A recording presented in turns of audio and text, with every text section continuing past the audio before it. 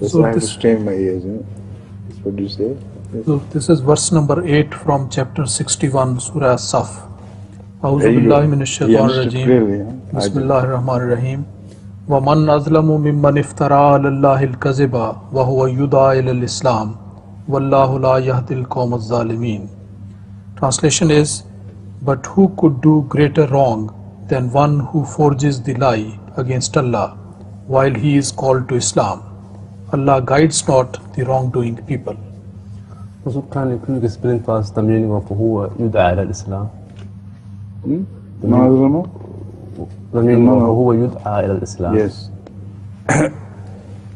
This evidently applies to a period when the Muslims would be inviting a person who claims to be from God to what they think Islam is.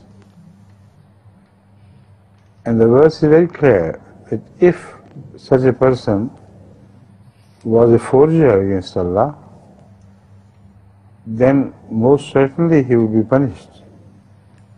But if he is not punished, then how could he be a forger?